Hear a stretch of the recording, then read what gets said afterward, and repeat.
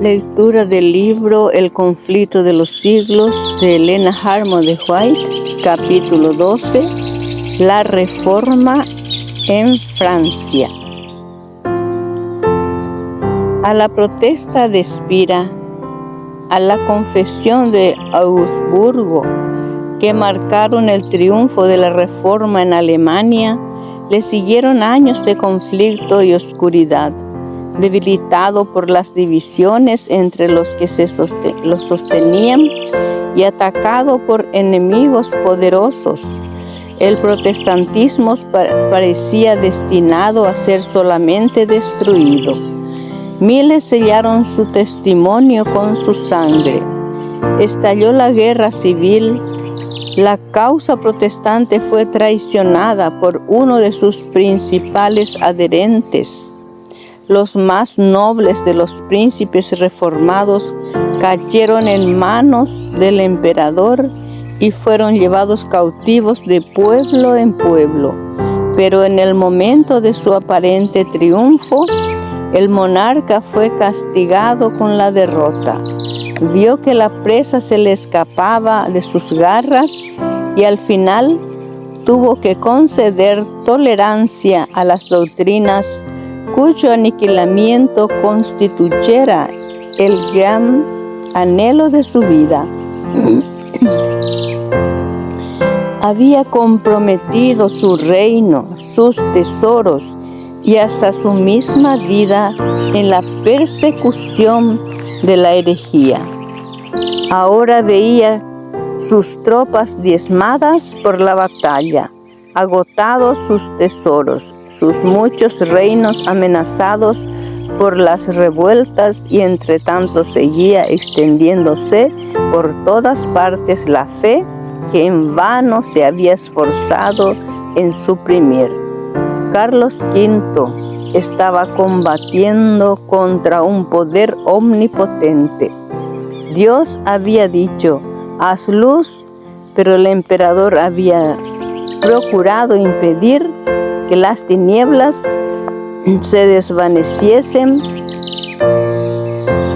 Sus propósitos fallaron y en prematura vejez, sintiéndose agotado por tan larga lucha, abdicó el trono y se encerró en un claustro. En Suiza, lo mismo que en Alemania, vinieron días tenebrosos para la Reforma.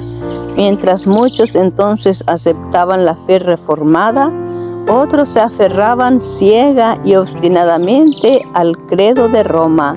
Las persecuciones dirigidas contra los que aceptaban la verdad provocaron finalmente una guerra civil. Zuinglio y muchos de los que se habían unido con él en la Reforma sucumbieron en el sangriento campo de Kappel. Ecolantario, abrumado por esos terribles desastres, murió poco después. Roma parecía triunfar y recuperar en muchos lugares lo que había perdido. Pero el ser cuyos consejos son desde la eternidad no había abandonado la causa de su pueblo. Su mano le iba a dar libertad. Había levantado en otros países obreros que impulsasen la reforma. En Francia, mucho antes que el nombre de Lutero fuese conocido como el de un reformador, había empezado a amanecer. Uno de los primeros en recibir la luz fue el anciano Lefebvre, hombre de extenso conocimiento, catedrático de la Universidad de París, un papista sincero y celoso. En sus investigaciones en literatura antigua se despertó su atención por la Biblia e introdujo el estudio de ella entre sus estudiantes. Lefebvre era un entusiasta adorador de los santos y se había consagrado a preparar una historia de los santos y los mártires como le dan las leyendas de la Iglesia. Era esta una obra que involucraba mucho trabajo, pero ya estaba bien adelantado en ella cuando decidió estudiar la Biblia, con el fin de obtener de esta algunos datos útiles para su libro. En la Biblia halló santos, es verdad, pero no como los que figuran en el calendario romano. Un diluvio de luz divina inundó en su mente. Perplejo y disgustado, abandonó la tarea que se había propuesto y se consagró a la palabra de Dios. Pronto comenzó a enseñar las preciosas verdades que descubría en ella. En 1512, antes que Lutero y Zwingli empezaran la obra de reforma, Lefebvre escribía: Dios es el que nos da por la fe la justicia, que por gracia nos justifica para vida eterna. Refiriéndose a los misterios de la redención, exclamaba: ¡Oh grandeza inexpresable de este cambio! El inmaculado es condenado y el culpable queda libre. El bendito carga con la maldición y el maldito recibe bendición. La vida muere y el muerto vive. La gloria es envuelta en tinieblas y el que no conocía más que confusión de rostro es revestido de gloria. Y mientras enseñaba que la gloria de la salvación pertenece solo a Dios, también declaraba que al hombre le incumbe el deber de obedecer. Decía: si eres miembro de la Iglesia de Cristo, eres miembro de su cuerpo, y si eres de su cuerpo, entonces estás lleno de la naturaleza divina. Oh, si los hombres pudiesen penetrar en la comprensión de este privilegio, cuán pura, casta y santa sería su vida, y cuán despreciable les parecería toda la gloria de este mundo en comparación con la gloria que está dentro de ellos, gloria que el ojo carnal no puede ver. Hubo algunos entre los estudiantes de Lefebvre que escuchaban con ansia sus palabras, y que mucho después que fuese acallada la voz del maestro, seguirían proclamando la verdad. Uno de ellos fue Guillermo Farel, hijo de padres piadosos y educado para aceptar con fe ciega las enseñanzas de la Iglesia. Habría podido decir como Pablo: he vivido como fariseo conforme a la secta más estricta de nuestra religión. Como devoto romanista, se consumía de celo por destruir a todos los que se atrevían a oponerse a la Iglesia. Más tarde él diría, refiriéndose a este periodo de su vida: rechinaba los dientes como un lobo furioso cuando oía que alguien hablaba contra el Papa. Había sido incansable en la adoración de los santos en compañía de Lefebvre, haciendo juntos el jubileo circular de las iglesias de París, adorando en sus altares y adornando con ofrendas los santos relicarios. Pero esas observancias no podían infundir paz a su alma. Todos los actos de penitencia que practicaba no podían borrar la profunda convicción de pecado que pesaba sobre él. Oyó como una voz del cielo las palabras del Reformador: la salvación es por gracia, el inocente es condenado y el culpable queda libre. Es solo la cruz de Cristo la que abre las puertas del cielo y la que cierra las puertas del infierno. Farel aceptó gozoso la verdad. Por medio de una conversión parecida a la de Pablo, salió de la esclavitud de la tradición y llegó a la libertad de los hijos de Dios. Él dice: en vez del sanguinario corazón del lobo hambriento, al convertirse, tuvo la mansedumbre de un humilde e inofensivo cordero, su corazón enteramente libre de toda influencia papista y entregado a Jesucristo. Entre tanto que Lefebvre continuaba esparciendo la luz entre sus estudiantes, Farel, tan celoso en la causa de Cristo como lo había estado en la del Papa, se dispuso a proclamar la verdad en público. Un dignatario de la Iglesia, el obispo de Meaux, no tardó en unirse a ellos. Otros profesores que descollaban por su capacidad y erudición se asociaron en la propagación del Evangelio, y esto ganó adherentes entre todas las clases sociales, desde los humildes hogares de los artesanos y campesinos hasta el mismo palacio del rey. La hermana de Francisco I, que era entonces el monarca reinante, aceptó la fe reformada.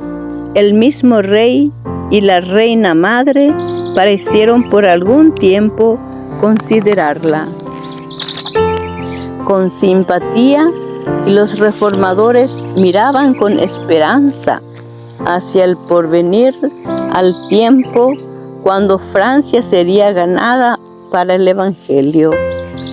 Pero sus enseñanzas no iban a realizarse. Pruebas y persecuciones aguardaban a sus discípulos, a los discípulos de Cristo. Sin embargo, esto les fue ocultado misericordiosamente de la vista. Hubo un periodo de paz y muy oportuno para permitirles acopiar fuerzas para hacer frente a las tempestades, y la reforma se extendió con rapidez. El obispo de Meaux trabajó con celo en su propia diócesis para instruir tanto a los sacerdotes como a la gente. Los sacerdotes inmorales e ignorantes fueron removidos, y en cuanto fue posible, se los reemplazó por hombres instruidos y piadosos. El obispo deseaba enormemente que su pueblo tuviera libre acceso a la palabra de Dios, y esto pronto se consumó. Lefebvre se encargó de traducir el Nuevo Testamento, y al mismo tiempo que la Biblia alemana de Lutero salía de la imprenta de Wittenberg, el Nuevo Testamento francés se publicaba en Meaux.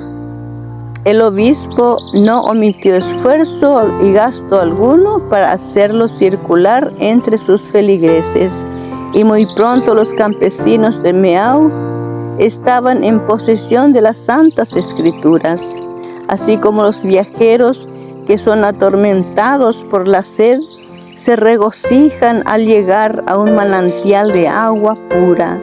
Así recibieron estas almas el mensaje del cielo. Los trabajadores del campo y los artesanos en el taller amenizaban sus trabajos de cada día, hablando de las preciosas verdades de la Biblia. De noche, en lugar de juntarse en las tabernas, se consagraban unos en casa de otros para leer la palabra de Dios y unirse en oración y alabanza. Pronto se notó un cambio muy notable en esas comunidades. Aunque pertenecían a las clases más humildes y dedicados al rudo trabajo y carentes de instrucción, en su vida se veía el poder reformador y elevador de la gracia divina. humildes, amantes y santos permanecían como un testimonio de lo que el Evangelio puede lograr en quienes lo reciben con sinceridad. La luz derramada en Meaux iba a esparcir sus rayos más lejos.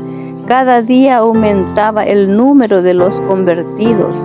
El rey contuvo por algún tiempo la ira del clero, porque despreciaba el estrecho fanatismo de los frailes. Pero finalmente los jefes papales lograron prevalecer. Se estableció la hoguera. El obispo de Meaux obligaron a elegir entre ella y la retractación. Optó por el camino más fácil, pero a pesar de la caída de su líder, su rebaño se mantuvo firme. Muchos dieron testimonio de la verdad entre las llamas por medio de su valor y fidelidad en la hoguera.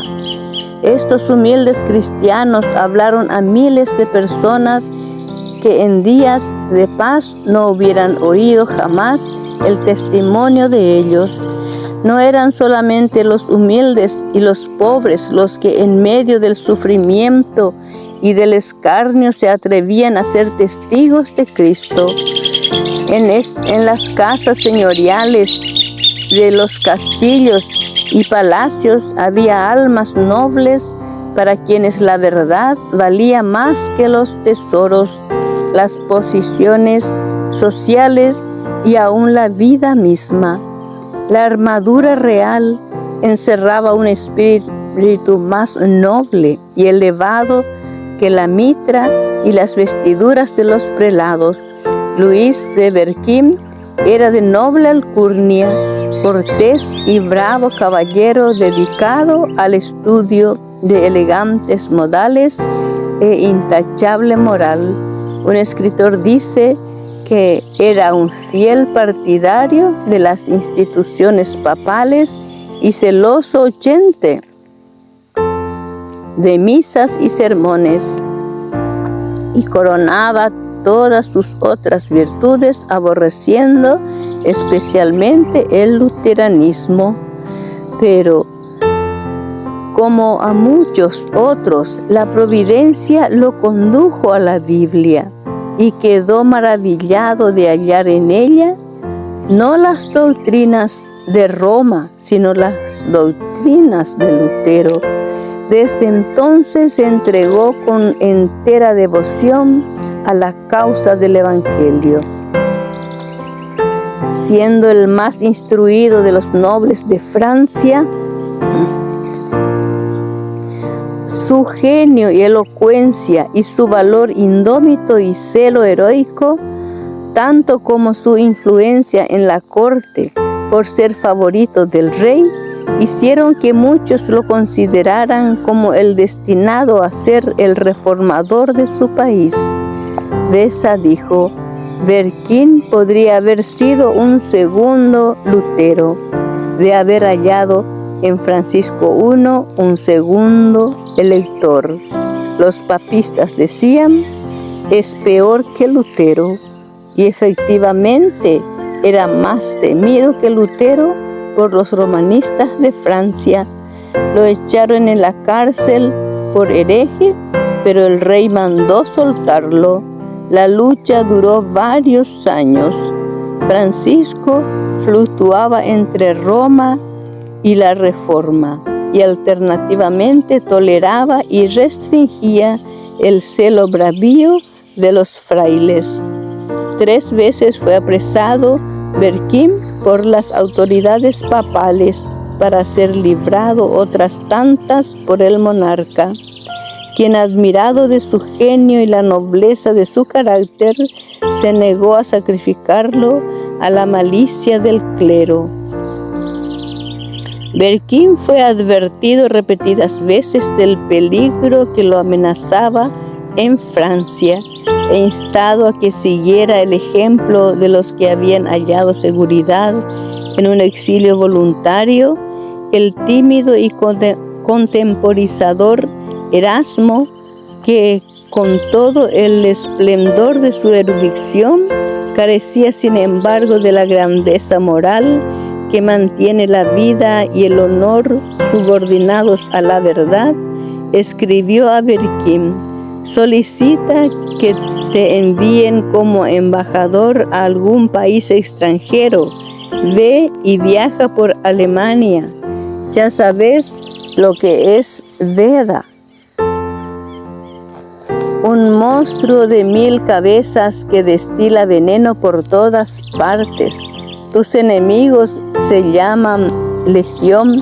Aunque fuera tu causa mejor que la de Jesucristo, no te dejarán en paz hasta que te hayan destruido miserablemente. No confíes demasiado en la protección del Rey y sobre todo no me comprometas con la facultad de teología. Pero cuanto más densos los peligros, más se afirmaba el celo de Berquín. Lejos de adoptar la política y el egoísmo que Erasmo le aconsejara, resolvió emplear medidas más intrépidas. Ya no quería tan solo ser el defensor de la verdad, sino que atacaría el error, el cargo de herejía que los romanistas procuraban echarle encima. Él iba a devolvérselo. Los más activos y acervos de sus opositores eran los eruditos doctores y frailes del Departamento Teológico de la Universidad de París, una de las máximas autoridades eclesiásticas de la capital y la nación. De los escritos de esos doctores, Berquín entresacó 12 proposiciones que públicamente declaró contrarias a la Biblia y por tanto heréticas, que apeló al rey para que actuara de juez en la controversia. El monarca, no descontento de poner frente a frente el poder y la inteligencia de campeones opuestos, y feliz por tener la oportunidad de humillar la soberbia de esos altivos frailes, ordenó a los romanistas que defendiesen su causa con la Biblia. Bien sabían estos que semejante arma de poco les serviría. La cárcel, la tortura y la hoguera eran las armas que mejor sabían manejar. Cambiadas estaban las suertes y ellos se veían a punto de caer en la cima que se había querido echar a Berquín. Puestos así en aprieto, no buscaban sino algún modo de escapar. Por ese tiempo, una imagen de la Virgen que estaba colocada en la esquina de una calle amaneció mutilada. Eso produjo gran agitación en la ciudad. Multitud de gente acudió al lugar dando señales de duelo e indignación. El rey también fue hondamente conmovido. Los monjes vieron en esto una ventaja favorable para ellos y se apresuraron a aprovecharla. Exclamaban: estos son los frutos de las doctrinas de Berquín. Todo será echado por tierra, la religión, las leyes, el trono mismo, por esta conspiración luterana. Berquín fue aprehendido de nuevo. El rey salió de París y así los frailes pudieron obrar a su gusto. Enjuiciaron al reformador y lo condenaron a muerte. Y para que Francisco no pudiera interponerse para librarlo, la sentencia se ejecutó el mismo día en que fue pronunciada. Al mediodía fue conducido Berquín al lugar de suplicio. Un inmenso gentío se reunió para presenciar el evento y muchos notaron con turbación y espanto que la víctima había sido escogida de entre las mejores y más valientes familias nobles de Francia. El asombro, la indignación, el escarnio y el amargo odio ensombrecían los rostros de esa inquieta multitud, pero había un rostro sin sombra alguna. Los pensamientos del mártir estaban muy lejos de las escenas del tumulto. Él era consciente únicamente de la presencia de su Señor. La miserable carreta en que lo llevaban, las miradas de enojo de sus perseguidores, la espantosa muerte que le esperaba, nada eso le importaba. El ser que vive y bien estuvo muerto, pero ahora vive para siempre y tiene las llaves de la muerte y del infierno, estaba a su lado. El semblante de Berquín estaba radiante con la luz y la paz del cielo.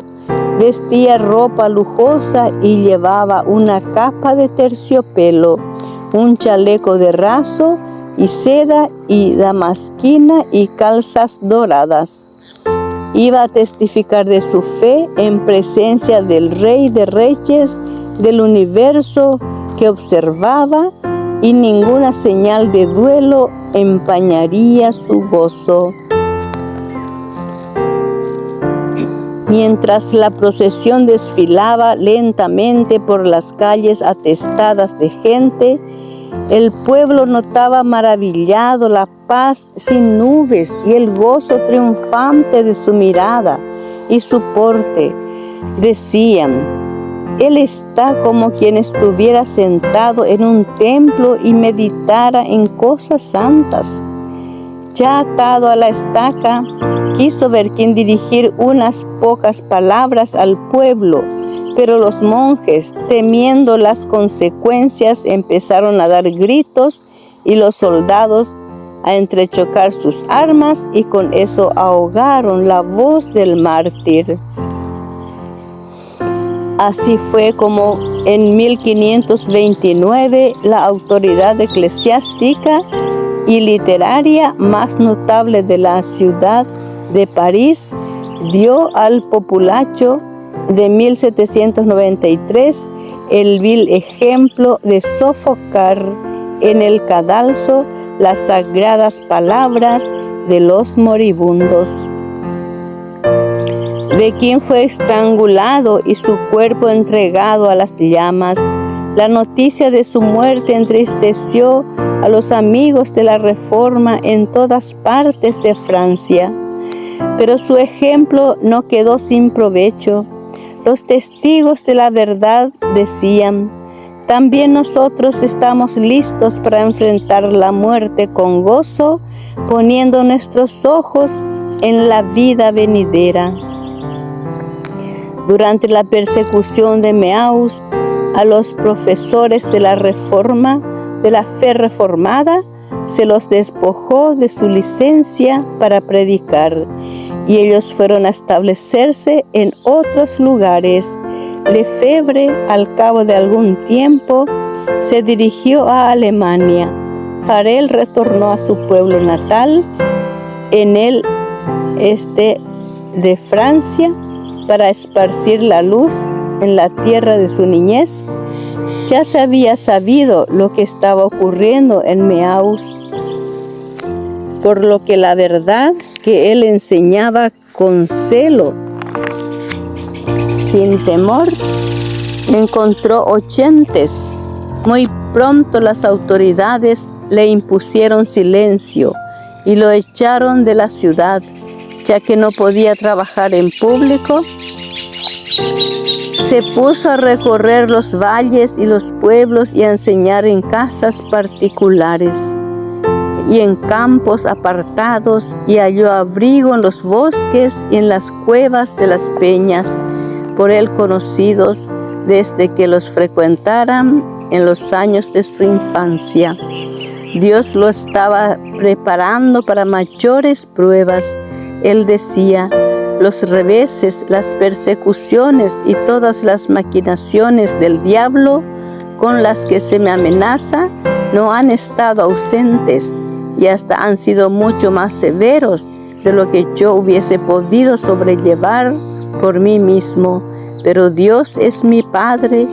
Él me ha provisto y siempre me proveerá de las fuerzas que necesite. Como en los tiempos apostólicos, la persecución había redundado más bien para el progreso del Evangelio.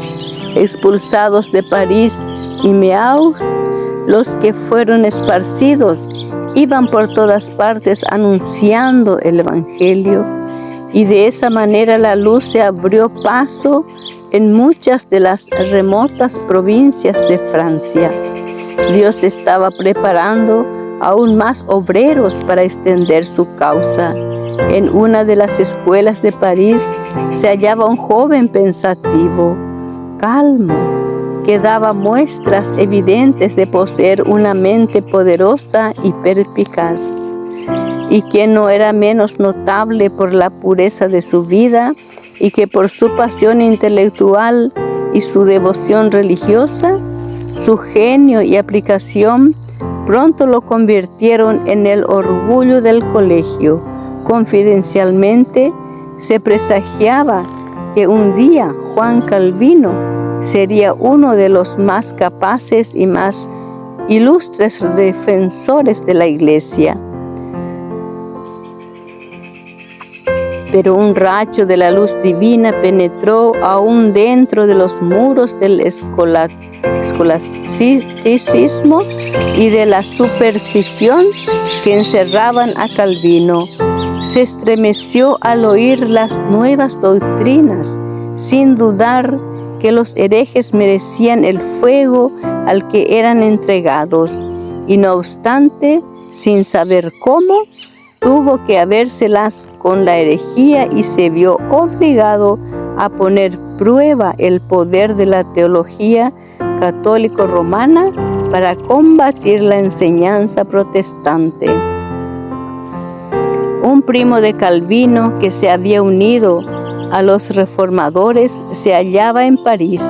Ambos parientes se reunían con frecuencia para discutir las cuestiones que perturbaban a la cristiandad. Olivetan, el protestante, decía: no hay más que dos religiones en el mundo, una la que los hombres han inventado y según la cual se salva el ser humano por medio de ceremonias y buenas obras. La otra es la religión que está revelada en la Biblia, la que enseña al hombre a mirar por salvación solo en la libre gracia de Dios. Calvino exclamaba: no quiero tener nada que ver con ninguna de tus nuevas doctrinas. ¿Piensas que he vivido en el error todos los días de mi vida? Pero en su mente se habían despertado pensamientos que ya no podía desterrar de ella. A solas en su cuarto meditaban las palabras de su primo. La convicción de pecado se había apoderado de él. Se veía sin intercesor en presencia de un juez santo y justo. La mediación de los santos, las buenas obras, las ceremonias de la iglesia, todo era ineficaz para expiar el pecado. No veía ante sí mismo sino la lobreguez de una eterna desesperanza. En vano se esforzaban los doctores de la iglesia para aliviarlo su pena. En vano recurría a la confesión, a la penitencia. Estas cosas no pueden reconciliar al alma con Dios. Mientras estaba empeñado en tan infructuosas luchas, un día en que casualmente visitaba una plaza pública, Calvino presenció la muerte de un hereje en la hoguera. Se llenó de admiración al ver la expresión de paz que reposaba en el semblante del mártir.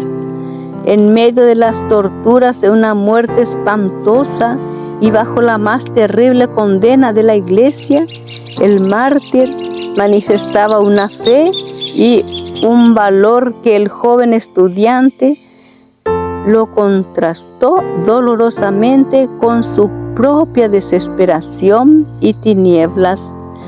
A pesar de su estricta obediencia a la Iglesia, sabía que los herejes apoyaban su fe en la Biblia.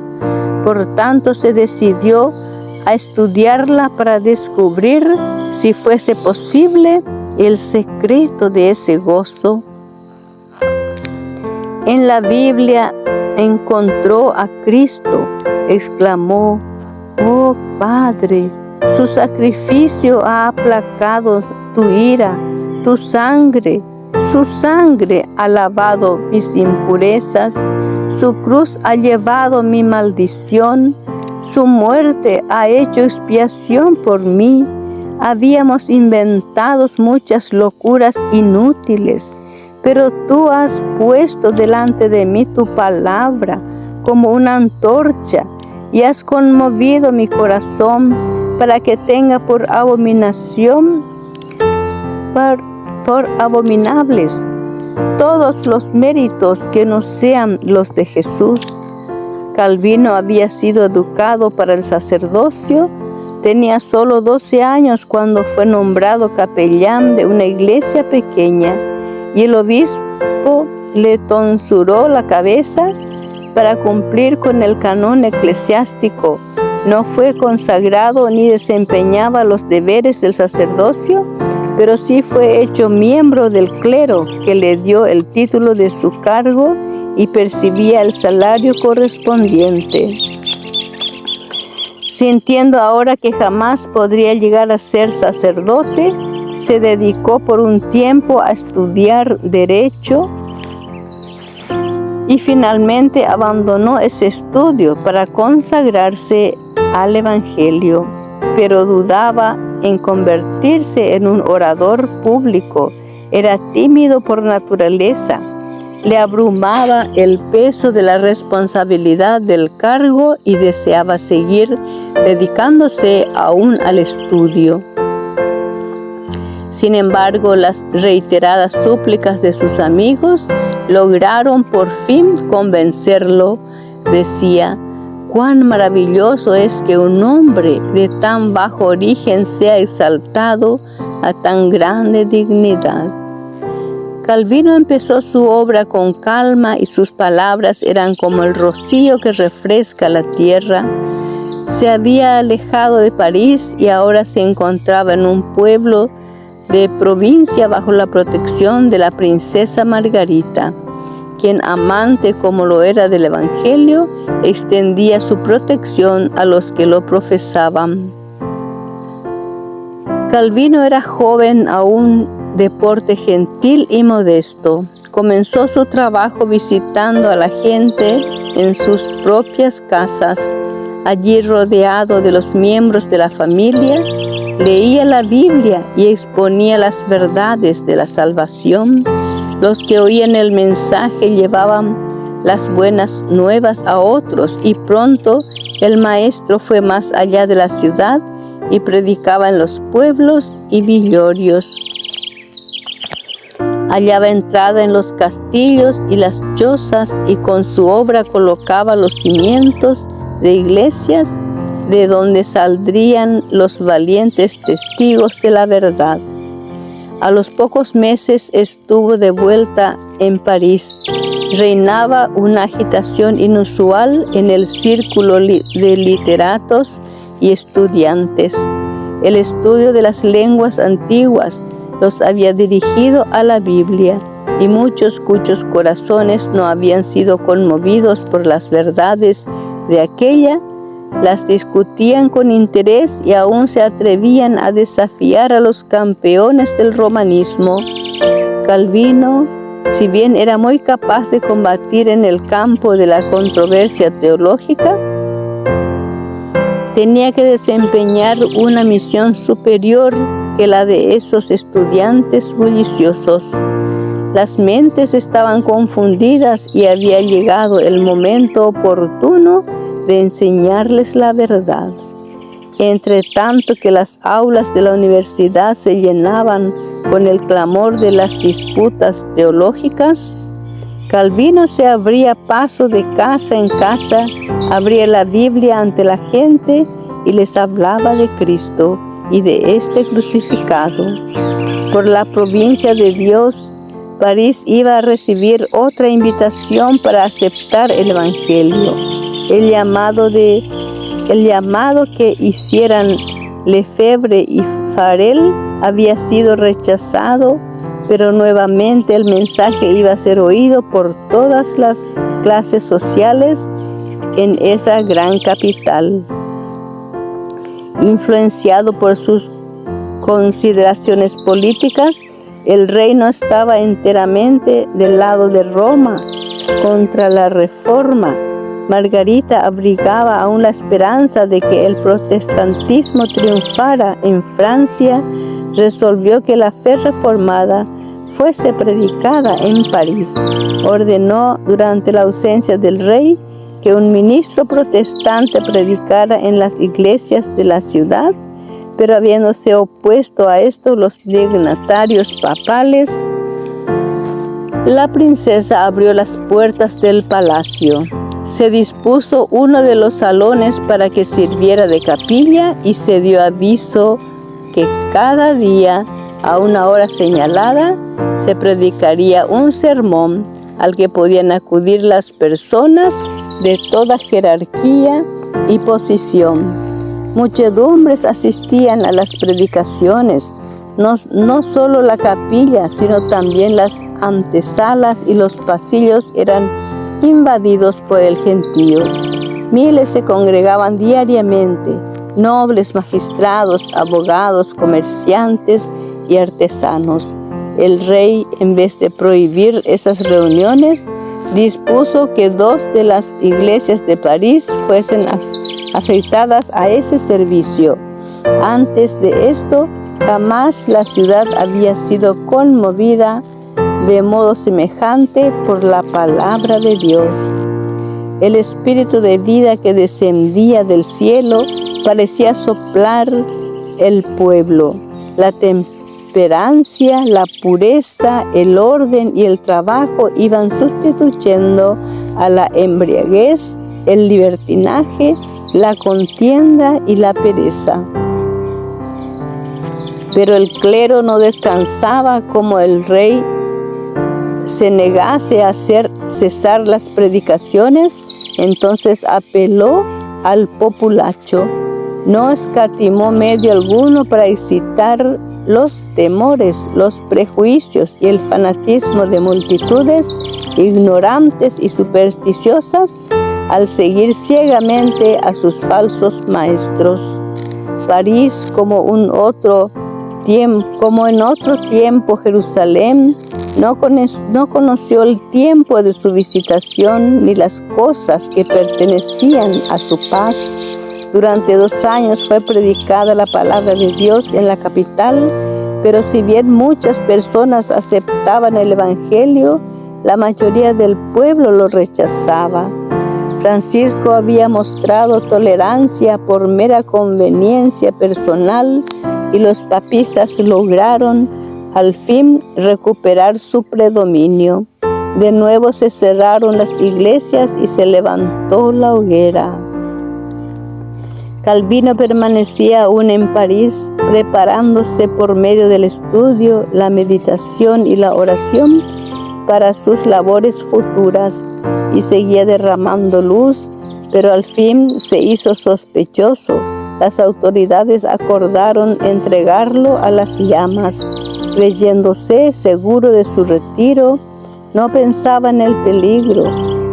Cuando sus amigos llegaron apresurados a su habitación para darle aviso de que llegaban emisarios para arrestarlo, en ese instante se oyó que llamaban con fuerza en el zaguán. No había ni un momento que perder.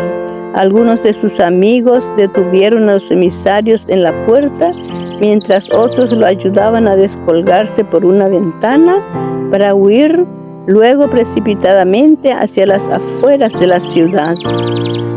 Encontró refugio en la choza de un labriego. amigo de la Reforma, se disfrazó con la ropa de él y con un azadón al hombro emprendió viaje. Caminando hacia el sur, volvió a hallar refugio en los dominios de Margarita.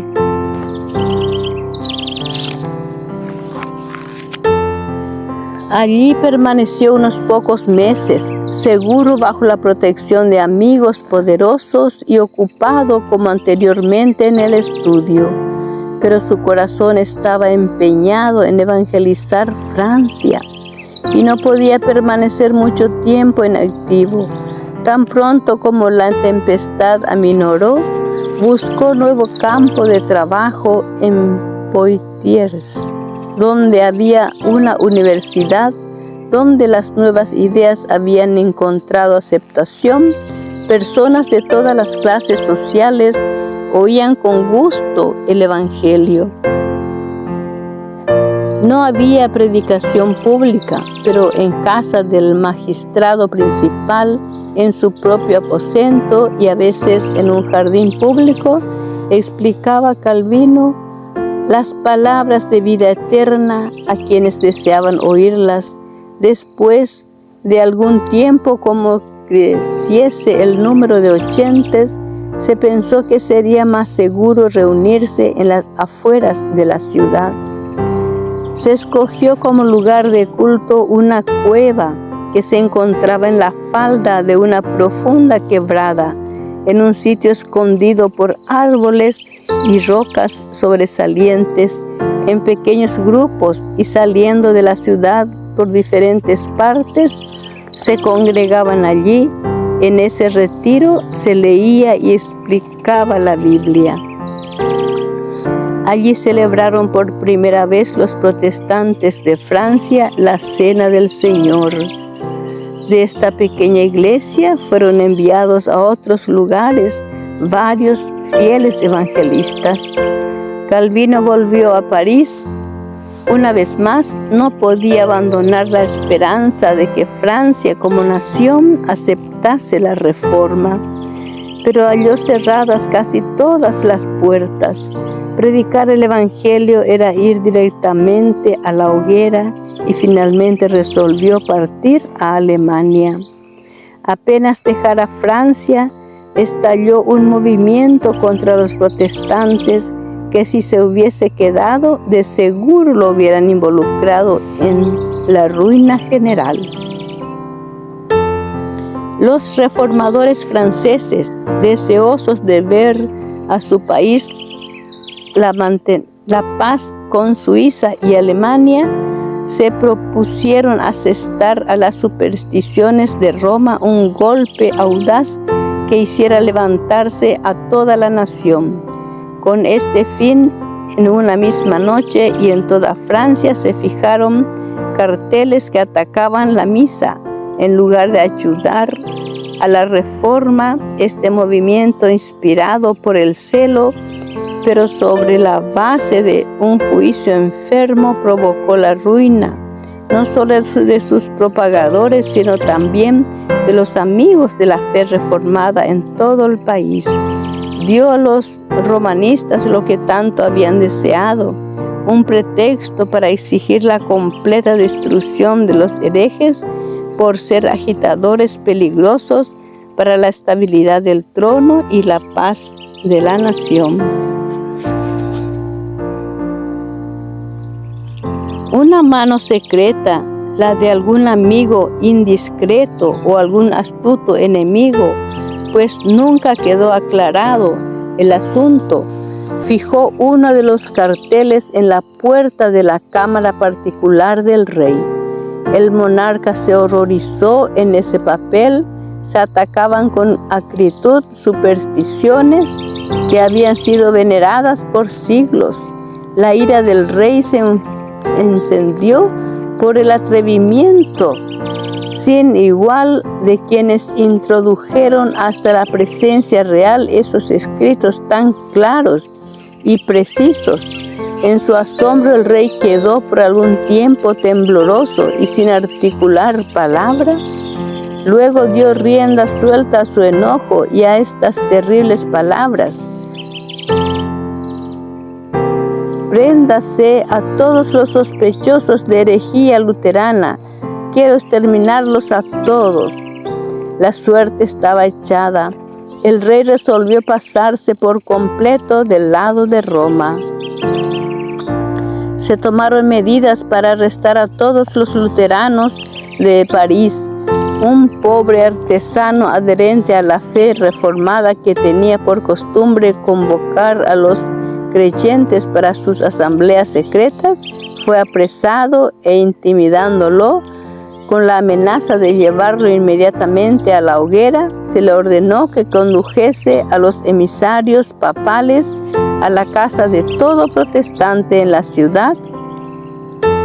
Se estremeció de horror al oír la vil proposición que se le hacía, pero al fin el temor de las llamas prevaleció y consintió en convertirse en traidor de sus hermanos.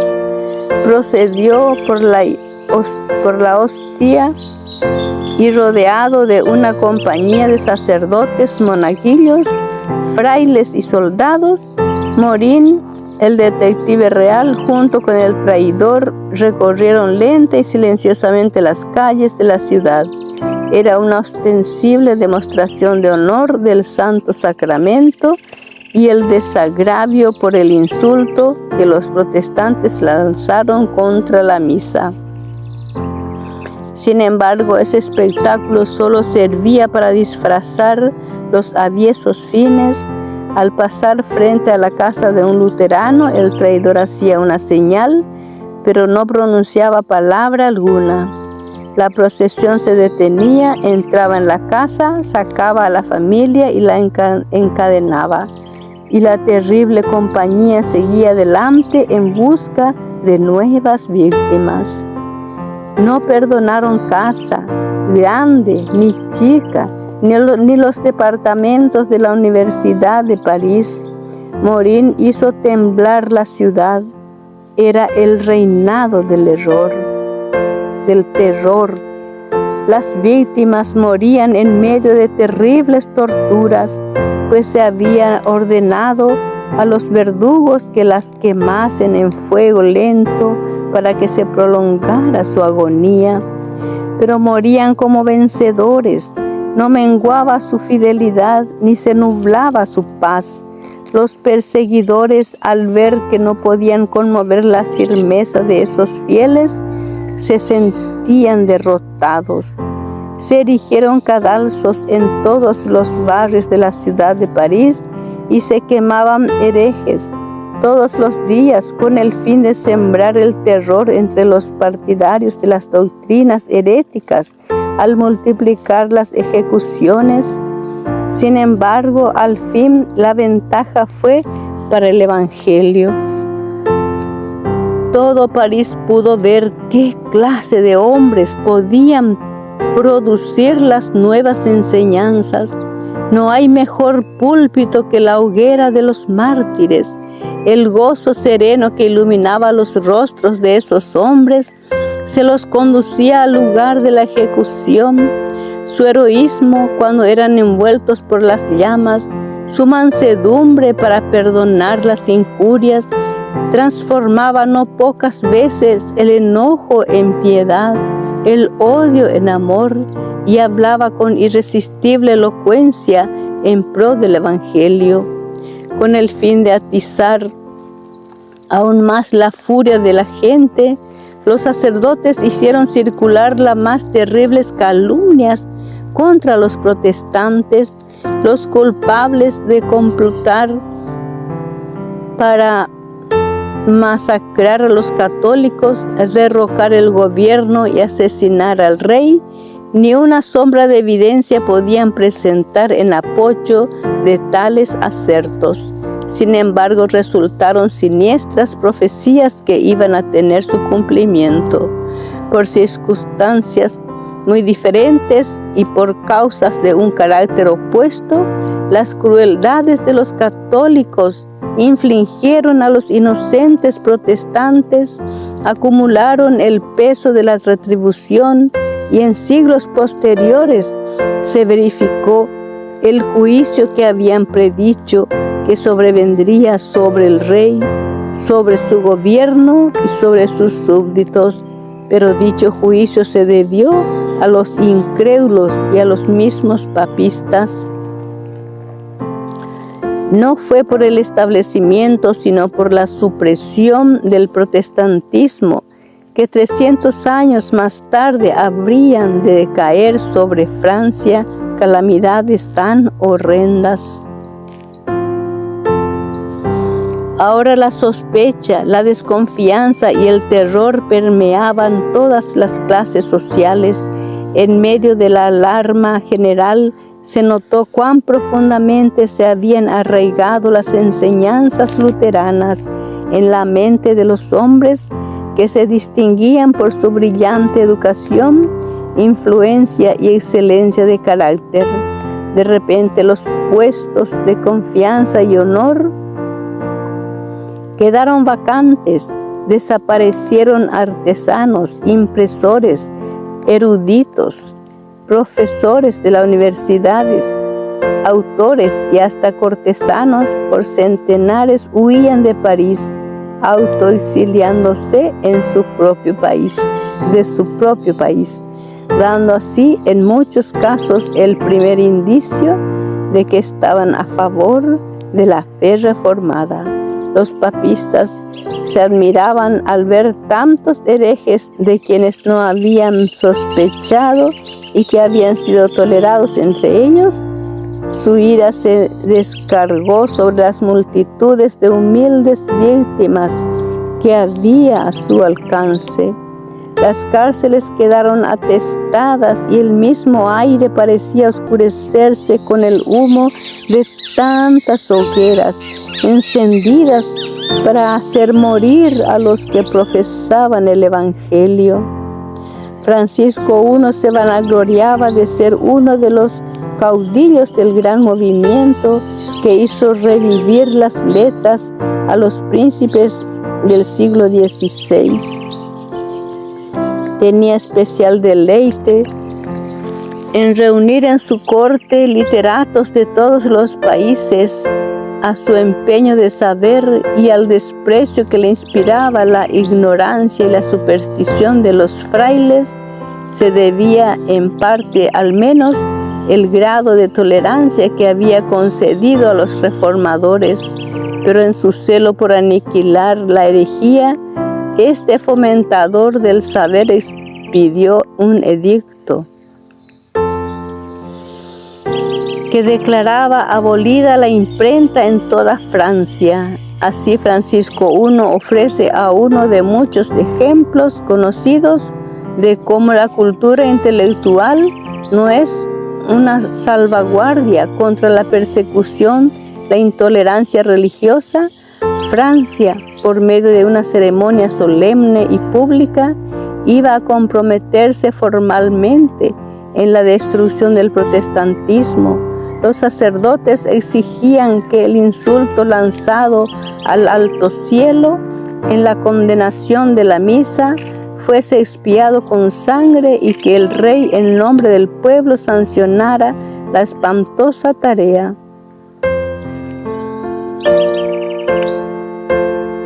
Se fijó el 21 de enero de 1535 para la terrible ceremonia. Se atizaron los temores supersticiosos y el odio fanático de toda la nación.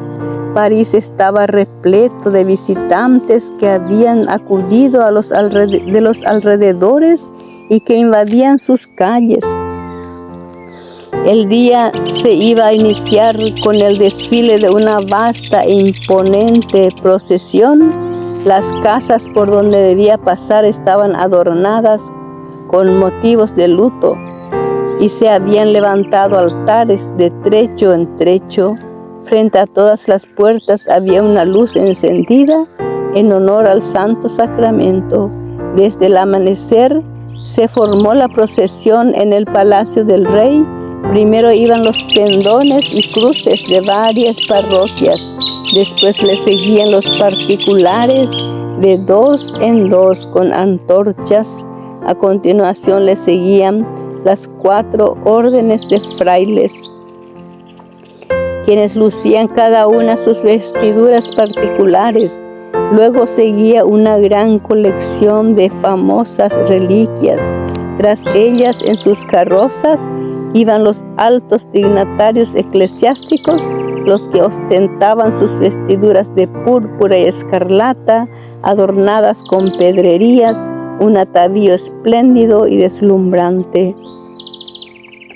La hostia era llevada por el obispo de París bajo un vistoso dosel, sostenido por 4 príncipes de la casa real. Tras ellos caminaba el rey. Ese día Francisco I no llevaba corona ni manto real. Con la cabeza descubierta y la vista hacia el suelo y con un cirio encendido en su mano, el rey de Francia se presentó en público como penitente. Ante cada altar se inclinaba en humillación, no por los pecados que manchaban su alma, sino por la sangre inocente que habían derramado sus manos, sino por el pecado mortal de sus súbditos que se habían atrevido a condenar la misa. Cerraban la marcha la reina y los dignatarios del Estado que también iban de 2 en 2 con las antorchas encendidas en sus manos. Como parte del programa de ese día, el mismo monarca dirigió un discurso a los dignatarios del reino. En la vasta sala del papado episcopal apareció ante ellos un aspecto triste y con conmovedora elocuencia lamentó el crimen, la blasfemia, el día de luto y de desgracia que habían sobrevenido a la nación. Instó a cada súbdito leal que cooperase en la extirpación de la pestilente herejía que amenazaba a arruinar Francia. Declaró: señores, tan cierto como que soy vuestro rey, si yo supiese que uno de mis miembros estuviese manchado o infectado con esa podredumbre asquerosa, lo entregaría para que fuese cortado por ustedes. Y aún más, si viera a un hijo, a uno de mis hijos contaminado por ella, no lo toleraría. Yo mismo lo entregaría y lo sacrificaría a Dios. Las lágrimas le ahogaron la voz. La asamblea entera lloró mientras exclamaba unánimemente: viviremos y moriremos en la religión católica. Terribles habían llegado a ser las tinieblas de la nación que había rechazado la luz de la verdad. La gracia que trae salvación se había manifestado, pero Francia, después de haber comprobado su poder y su santidad, después que miles hubieron sido alumbrados por su belleza divina, después que ciudades y pueblos habían sido iluminados por su resplendor, se desvió y escogió las tinieblas en vez de la luz. Los franceses habían rehusado el don celestial cuando les fuera ofrecido, habían llamado a lo malo bueno y a lo bueno malo, hasta que cayeron víctimas de su autoengaño voluntario. Y ahora, aunque creyeran de todo corazón que servían a Dios al perseguir a su pueblo, su sinceridad no los dejaba sin culpa. Habían rechazado intencionalmente la luz que los hubiera salvado del engaño y de manchar sus almas con la culpa del homicidio. En la gran catedral se juró solemnemente que se extirparía la herejía, y en ese mismo lugar, 3 siglos más tarde, sería entronizada la diosa razón por una nación que había olvidado al Dios viviente. Se volvió a formar la procesión y los representantes de Francia marcharon dispuestos a dar principio a la obra que habían jurado llevar a cabo. De trecho en trecho a lo largo del camino se habían preparado hogueras para quemar vivos a ciertos cristianos protestantes, y las cosas estaban arregladas de tal modo que ellas se encendiesen cuando se acercara el rey y que la procesión se detuviese para presenciar la ejecución. Los detalles de las torturas que sufrieron esos confesores de Cristo son demasiado horrorosos para describirlos, pero no hubo desfallecimiento de las víctimas. Al ser instado uno de estos hombres para que se retractase, respondió: yo solo creo en lo que los profetas y apóstoles predicaron en los tiempos antiguos y en lo que creyó la comunión de los santos. Mi fe tiene una confianza en Dios que resistirá a todos los poderes del infierno. La procesión se detenía cada vez frente a los sitios de tormento. Al volver al lugar de donde había partido el palacio real, la muchedumbre se dispersó y el rey y los prelados se retiraron satisfechos de los autos de ese día y congratulándose mutuamente porque la obra así comenzada proseguía hasta lograrse la completa destrucción de la herejía. El evangelio de paz que Francia había rechazado, con toda seguridad también sería extirpado de raíz, y terribles serían los resultados. El 21 de enero de 1793, es decir, 258 años desde ese día en que Francia entera se comprometiera a perseguir a los reformadores, otra procesión organizada con un fin muy diferente atravesaba las calles de París. Nuevamente el rey era la figura principal. Otra vez se vio el tumulto y se oyó la gritería. De nuevo pedían sus víctimas. Se volvieron a erigir negros cadalsos y nuevamente las escenas del día se clausuraron con espantosas ejecuciones.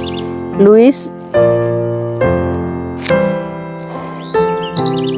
XVI, forcejando con sus carceleros y verdugos que lo sujetaban fuertemente, fue arrastrado a la guillotina y obligado a permanecer allí por fuerza mayor hasta que la cuchilla cayó y su cabeza separada rodó sobre el patíbulo.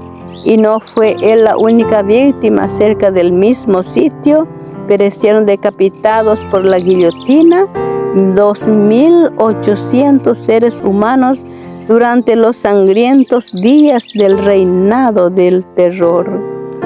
La Reforma había presentado al mundo una Biblia abierta, desatado los sellos de los preceptos de la ley de Dios y proclamado sus demandas a la conciencia de la gente. El amor infinito había expuesto a los hombres los estatutos y principios del cielo. Dios había dicho: los guardaréis pues para cumplirlos, porque en esto consistirá vuestra sabiduría y vuestra inteligencia a la vista de las naciones, las cuales oirán hablar de todos estos estatutos y dirán: ciertamente pueblo sabio y entendido es esta gran nación. Cuando Francia rechazó el don celestial, sembró la semilla de la anarquía y la ruina. El inevitable producto de causa y efecto resultó en la revolución y el reinado del terror. Mucho antes de la persecución despertada por los afiches, el osado y ardiente Farel se había visto obligado a huir de la tierra de sus padres. Se refugió en Suiza y mediante los esfuerzos con que secundó la obra de Zwinglio, ayudó a inclinar el platillo de la balanza en favor de la reforma. Iba a pasar en Suiza sus últimos años, pero no obstante siguió ejerciendo poderosa influencia sobre la reforma en Francia. Durante los primeros años de su exilio, dirigió sus esfuerzos especialmente a diseminar el Evangelio en su propio país. Dedicó gran parte de su tiempo a predicar a sus paisanos cerca de la frontera, pero desde donde seguía la suerte del conflicto con infatigable constancia y ayudaba con sus palabras de estímulos y consejos. Con el auxilio de otros exiliados, tradujo al francés los escritos del reformador alemán y junto con la Biblia vertida a la misma lengua, se imprimieron en grandes cantidades. Estos fueron vendidos en toda Francia por los colportores. Los tales conseguían estos libros a bajo precio y con el producto de la venta avanzaban más y más en el trabajo. Farel dio comienzo a sus trabajos en Suiza como un humilde maestro de escuela. Se retiró a una parroquia apartada y se consagró a la enseñanza de los niños. Además de las materias usuales del plan de estudios, con mucha prudencia introdujo las verdades de la Biblia, pues esperaba alcanzar a los padres por medio de los niños. Algunos creyeron, pero los sacerdotes se apresuraron a detener la obra y los supersticiosos campesinos fueron incitados a oponerse a ella. Los sacerdotes decían con insistencia: ese no puede ser el Evangelio de Cristo, puesto que su predicación no trae paz sino guerra. Y a semejanza de los primeros discípulos, cuando se lo perseguía en una ciudad, se iba a otra, andaba de aldea en aldea y de pueblo en pueblo, a pie, sufriendo hambre, frío, fatigas y exponiendo su vida en todas partes. Predicaba en las plazas, en las iglesias y a veces en los púlpitos de las catedrales. En ocasiones se encontraba la iglesia vacía de oyentes, en otras interrumpían su predicación con burlas y gritería y lo echaban violentamente del púlpito. Más de una vez fue atacado por patotas y golpeado hasta dejarlo medio muerto. Sin embargo, seguía firme adelante. Aunque lo rechazaban a menudo, volvía a la carga con incansable perseverancia y al fin logró que unos tras otros los pueblos y las ciudades que habían sido los baluartes del papismo abrieran sus puertas al Evangelio. La pequeña parroquia donde había trabajado primero, pronto aceptó la fe reformada. También renunciaron a los ritos católicos romanos y quitaron de sus templos las imágenes idolátricas. Las ciudades de Morat y de Neuchâtel. Farel había deseado por mucho tiempo plantar en Ginebra el estandarte protestante. Si esa ciudad podía ser ganada, se convertiría en centro de la reforma para Francia, Suiza e Italia. Con este objetivo en vista continuó su obra hasta que muchos de los pueblos y aldeas de alrededor fueron conquistados. Luego entró en Ginebra con un solo compañero, pero solo le permitieron predicar 2 sermones. Los sacerdotes, habiéndose empañado en vano por conseguir que las autoridades civiles lo condenaran, lo citaron a un consejo eclesiástico, al cual fueron con armas bajo sus sotanas, resueltos a asesinarlo. Fuera de la sala, una turba furiosa con palos y espadas se agolpó para estar segura de matarlo en caso de que lograse escapar del consejo. Sin embargo, la presencia de los magistrados y una fuerza armada lo salvaron de la muerte. Al día siguiente, muy temprano, lo condujeron con su compañero a la ribera opuesta del lago y los dejaron fuera de peligro. Así terminó su primer esfuerzo para evangelizar Ginebra. Para el siguiente intento fue elegido un instrumento menos destacado, un joven de tan humilde apariencia que era tratado con frialdad por los que profesaban ser amigos de la Reforma. ¿Qué podría hacer uno como él allí donde Farel había sido rechazado?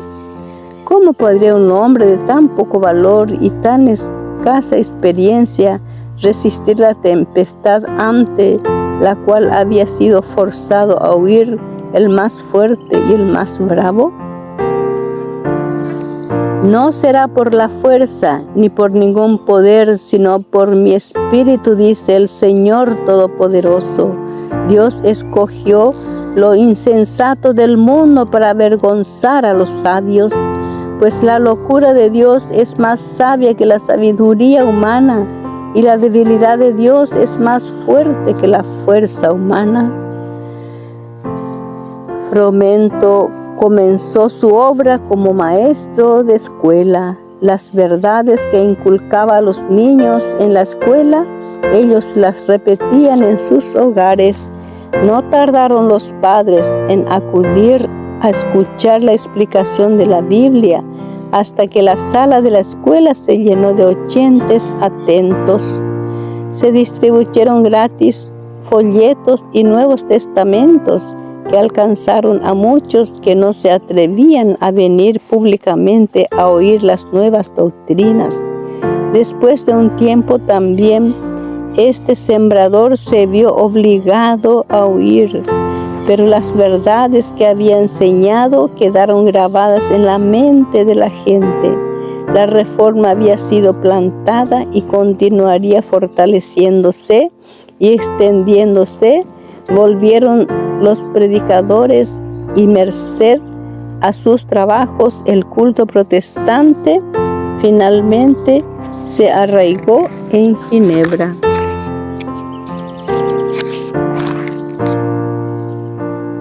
La ciudad ya se había declarado partidaria de la Reforma cuando Calvino, después de varios movimientos y vicisitudes, penetró en ella. Volvía de su última visita a su tierra natal y se dirigía a Basilea cuando halló el camino invadido por las tropas de Carlos V y tuvo que hacer un rodeo y pasar por Ginebra. En esta visita, Farel reconoció la mano de Dios. Aunque Ginebra había aceptado la fe reformada, aún quedaba una gran obra por hacer. Los hombres se convirtieron a Dios por individuos y no por comunidades. La obra de regeneración debe ser realizada en el corazón, en la conciencia, por el poder del Espíritu Santo y no por decretos de concilios. Si bien el pueblo ginebrino había desechado el yugo de Roma, no por eso estaban dispuestos a renunciar también a los vicios que florecerían en su seno bajo el dominio de aquella, y no era de poca monta la obra de implantar en ese pueblo los principios puros del Evangelio y prepararlo para que ocupara dignamente el puesto a que la providencia parecía llamarlo. Farel estaba seguro de haber hallado en Calvino a uno que podría unírsele en esta empresa. En el nombre de Dios, rogó al joven evangelista que se quedase a trabajar. Calvino retrocedió alarmado. Era tímido y amigo de la paz y quería evitar el trato con el espíritu atrevido, independiente y hasta violento. de los ginebrinos. Por otra parte, su poca salud y su afición al estudio lo inclinaban al retraimiento, creyendo que con su pluma podría servir mejor a la causa de la reforma. Deseaba encontrar un sitio tranquilo donde dedicarse al estudio y desde allí, por medio de la prensa, instruir y edificar a las iglesias. Pero la solemne advertencia de Farel le pareció un llamado del cielo y no se atrevió a oponerse a él. Le pareció, según dijo, como si la mano de Dios se hubiera extendido desde el cielo y lo sujetase para detenerlo irrevocablemente en el lugar que con tanta impaciencia quería dejar. Por entonces la causa protestante estaba rodeada de grandes peligros. Los anatemas del Papa tronaban contra Ginebra y poderosas naciones tramaban su destrucción. ¿Cómo iba esta pequeña ciudad a resistir la poderosa jerarquía que tan a menudo había sometido a reyes y a emperadores? ¿Cómo podría oponerse a los ejércitos de los grandes conquistadores del mundo? En toda la cristiandad se veía amenazado el protestantismo por formidables enemigos. Pasados los primeros triunfos de la Reforma, Roma reunió nuevas fuerzas con la esperanza de acabar con ella. Entonces fue cuando se creó la Orden de los Jesuitas, que iba a ser el más cruel, inescrupuloso y poderoso de todos los campeones del papado, libres de todo lazo terrenal y de todo interés humano, insensibles a la voz del afecto natural, sordos a los argumentos de la razón y a la voz de la conciencia. No reconocían los miembros más ley ni más sujeción que las de su orden, y no tenían otro deber que la de extender su poderío. El Evangelio de Cristo había capacitado a sus adherentes para enfrentar el peligro y soportar el sufrimiento sin desmayar por el frío, el hambre, el trabajo y la miseria, y para sostener el estandarte de la verdad frente al potro, al calabozo, a la hoguera. Para combatir contra estas fuerzas, el jesuitismo inspiraba a sus adeptos un fanatismo tal que los capacitaba para soportar peligros similares y oponer al poder de la verdad todas las armas del engaño. Para ellos, ningún crimen era demasiado grande como para cometerlo, ninguna mentira demasiado vil como para practicarla, ningún disfraz demasiado difícil como para asumirlo. Ligados por votos de pobreza y de humildad perpetuas, estudiaban el arte de adueñarse de la riqueza y del poder para consagrarlos a la destrucción del protestantismo y al restablecimiento de la supremacía papal. Al darse a conocer como miembros de su orden, se presentaban con cierto aire de santidad. Visitaban las cárceles y los hospitales, atendían a enfermos y a pobres, profesaban haber renunciado al mundo y llevaban el sagrado nombre de Jesús, quien anduvo haciendo bienes, pero bajo esta fingida mansedumbre ocultaban a menudo los propósitos más criminales y mortíferos. Era un principio fundamental de la orden, que el fin justifica los medios. Según dicho código, la mentira, el robo, el perjurio, el asesinato no solo eran perdonables, sino dignos de ser recomendados siempre que sirvieran a los intereses de la Iglesia. Bajo muy diversos disfraces se introducían los jesuitas en los puestos del Estado, elevándose hasta el de consejeros de los reyes. dirigiendo la política de las naciones, se hacían siervos para convertirse en espías de sus señores.